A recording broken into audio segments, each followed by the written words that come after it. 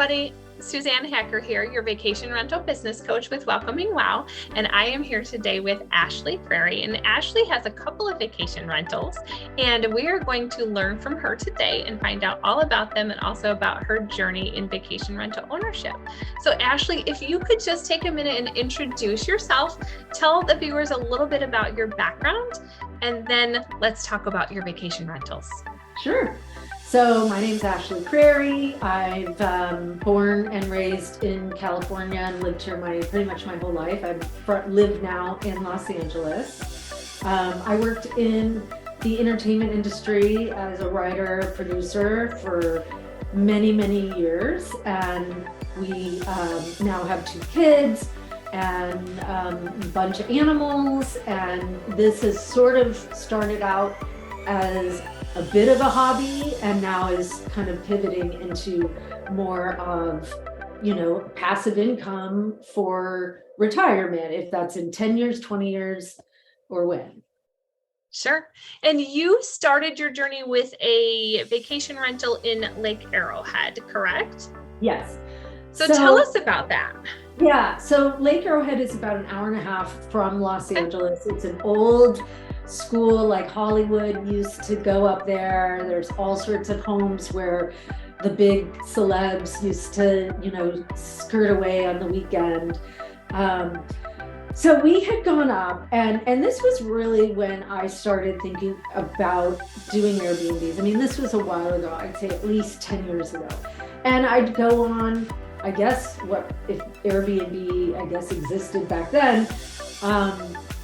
And so many of the properties, in my opinion, were just very, grandma's cabin. And there was nothing wrong with that. It was just like, if I see one more doily and a teddy bear and a wolf blanket, and nothing, again, is wrong with that. But there weren't many options that kind of had more of a design aesthetic. And so that's what I kind of started thinking, like, especially being living in Los Angeles and having Lake Arrowhead as a destination, there are a lot of people here who do appreciate design and may want something a little more unique. And so I said that, like, gosh, we can make a gorgeous cabin, still have it be a cabin. Still, you have that mountain feeling, the air, the views, the cozy fire, and you can still have all the modern conveniences and kind of feel like, wow, where have I stepped into? This is beautiful. We had gone up a few times. We really loved it there. I went up there as a child. So we just started looking around, and we found, and this was pre-pandemic, and we really lucked out with the timing. This was 2019. And, this was 1970s, never been touched cabin. Wood paneling, the entire thing. Appliances, 1970. Turquoise carpet. And so it was, they had even, they have sort of an A-frame on it, and the wood is like, there's so much amazing wood, but they had painted over it this kind of really ugly brown. And so it was a little hard to see through the vision of the house, just because it was so, there was, it really was like out of the 1970s, like kitsch, not, what I was talking about. So anyway, maybe you can edit out my stumbles there. So initially I was like, I don't know. And then we came back and we ended up buying it. And the other issue with the cabin was the whole deck was like not to code. Someone could have died on it. And decks are one of those things, like, architecturally, you're going to spend a lot more money than you think. So there were just some like, oh dear, how much is this going to cost us?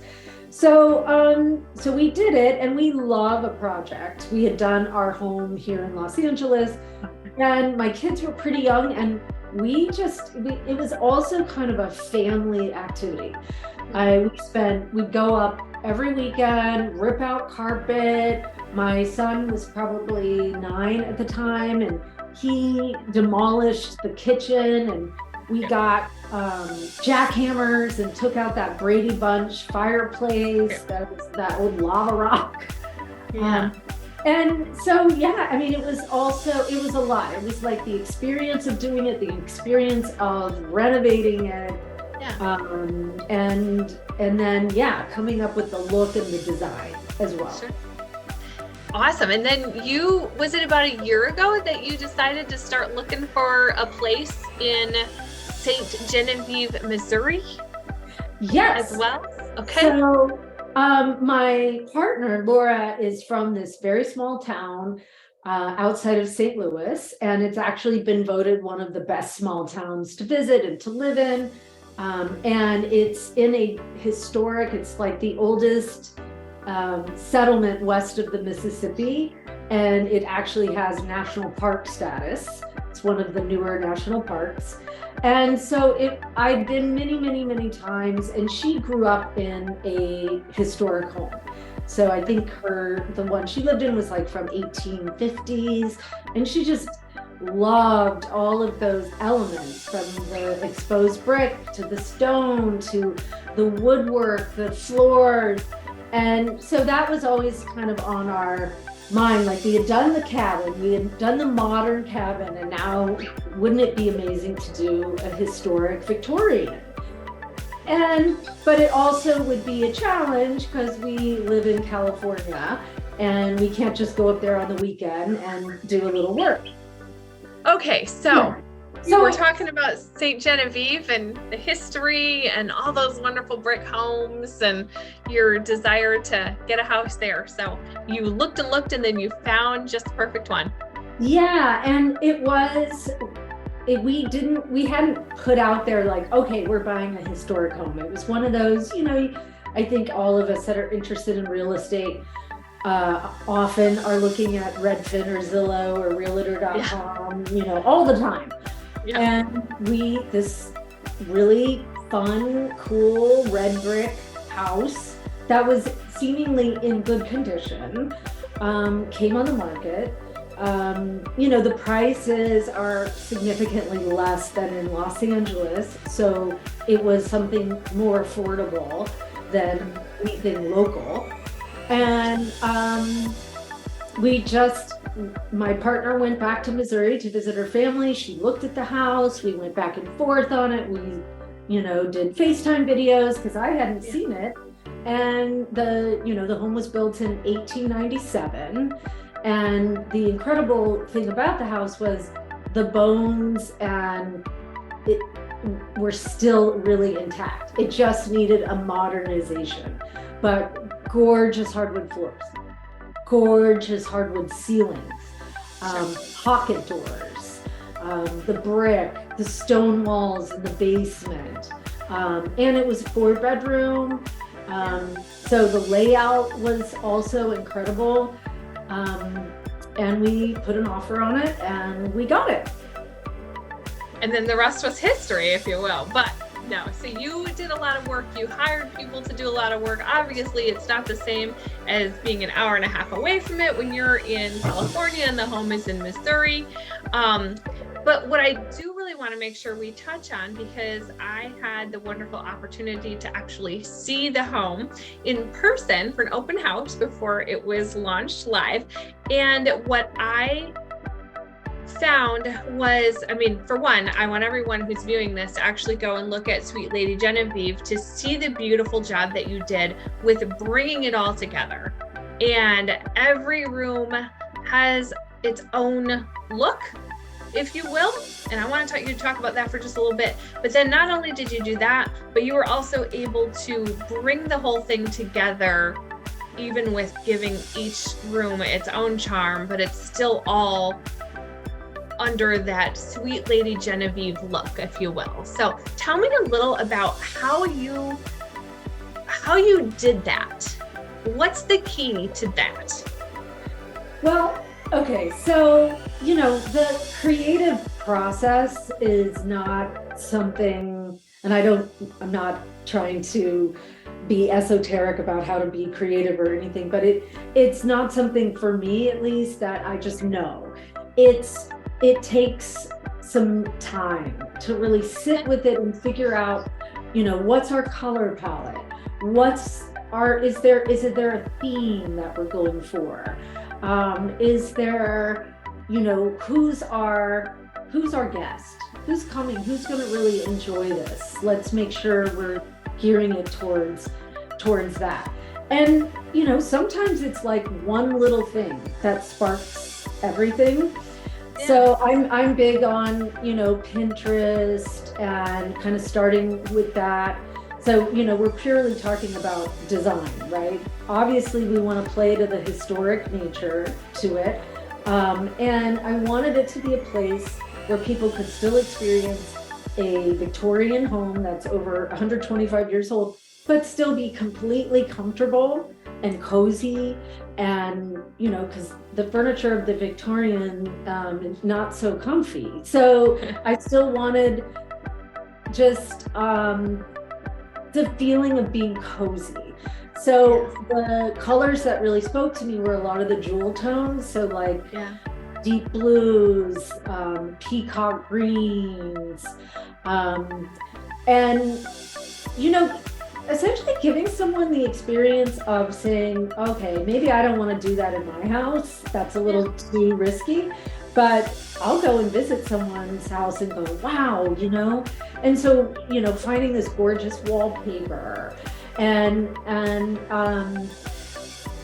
just kind of creating we did some mid-century modern pieces. We got a lot of antiques off Facebook Marketplace, which kind of became an obsession because in Los Angeles, an antique dresser would cost $1,200, $1,300. And in Missouri, I was finding them for, $200. Sure. And it was just amazing that I could get these deals on these pieces that many of them were made in the 1900s. There was a story to it. It had character. It was functional. So it's like also doing a nice balance between antiques and then brand new, modern, comfortable, furniture.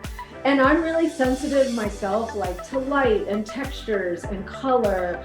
So I want people to come in and feel warm and good.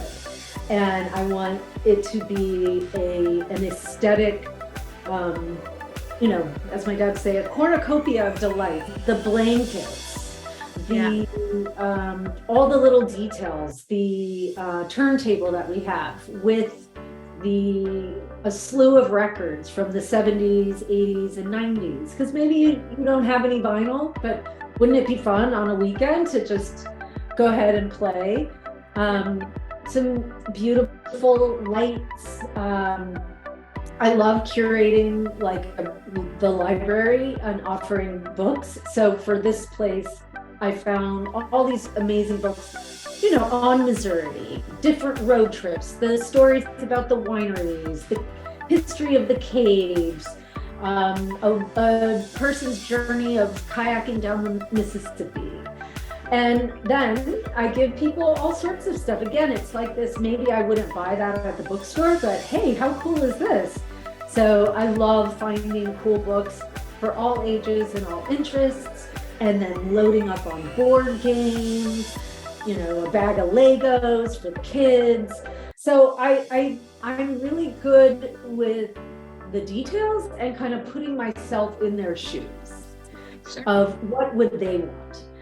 How can we go to the next level here? Yeah. I want them to have everything they can think of, within reason. We're not. Yeah. Those are all really good points for, other vacation rental owners who are thinking about their space and what they could maybe do to make it a little bit better. You made some great points in there, so I appreciate that. So if you could just turn back the clock and share a bit of advice with yourself that you would have used when you started this journey, what would it be? The biggest challenge for me was really trying to figure out the whole tax business structure of setting it up. Won't go too much into it, but the LLC versus personal, and they do say like you really want to try to get that sorted before you buy. It's just going to be so much easier, and there's so much conflicting information on that. So it would have been really nice to have had a better understanding of that before we said yes. So that would have helped. I would say, we bought the Ste Genevieve property in August. We closed in September, and then we turned that in 2.5 months. And that was with remodeling the kitchens, the bathrooms, repainting, new doors, a lot of work. And we lived with 2 kids and countless animals here in Los Angeles. So we were going back and forth and back and forth. And there was always this ticking clock of like, we got to get it ready to be rented. And that was probably one of the hardest things I had ever done, because I'd go back and I was working from 7 a.m. till 11 at night. From everything from going and picking up an antique across the state that I had bought on Facebook Marketplace, to scrubbing out a window, to opening a gazillion boxes and washing dishes. So it was just, it was an added challenge being not local. Yeah. So I guess I mean, I don't have any regrets because everything happens. However, I maybe just allowing for more time, another month, another 2 months, so that when we did go back, we weren't couldn't move by the end of the day.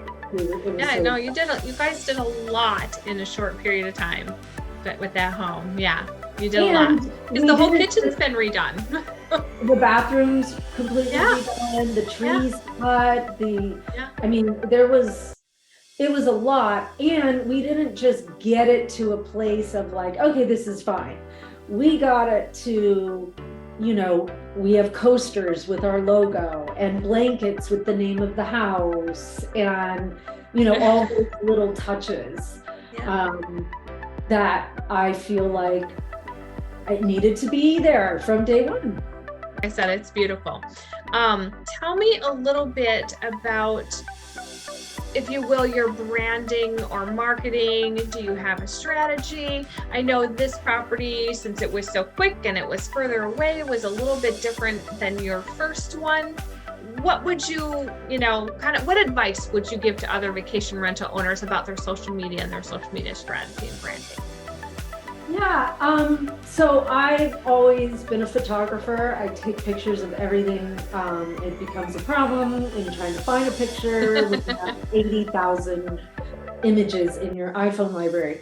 Yeah. So I started doing a little social media with it on the Lake Arrowhead property, and that was pretty easy to contain. So each weekend we'd go up, we'd do here's the before, and then this is us getting sweaty and pulling up carpet and whatnot. And that was fun.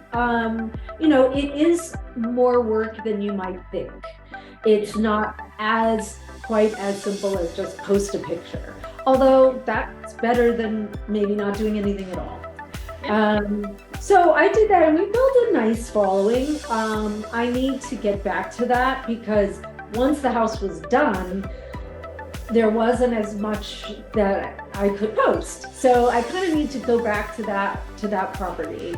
But I love a good before and after, a time-lapse video of here we are putting together furniture or painting a wall. And so with the Ste Genevieve property, it also was a little challenging just because I wasn't there for all of the work. And so I had someone who lived down the street come and try to take pictures of things. But yeah, I mean, I believe, wanted to name the house from the beginning and set a color palette and design a logo, which, that was a whole new journey. I hired someone and then it didn't end up working with what I wanted. And then I created it in the end. Yeah. So yeah, and then making videos and using fun music, and it's a total work in progress. I really do love doing it, and it's more work than you think, and it really could be something that if you are able to outsource to someone else, so they can really do it consistently, because I know, and I don't do this enough, which is consistency is really the most important.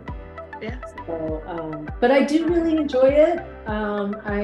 It's great to connect with the different businesses and different Airbnbs, especially in the area of where the Ste Genevieve property and the Lake Arrowhead one is.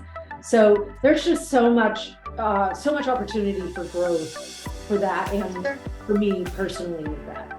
Sure. That was great advice. And thank you so much for touching on that for us today.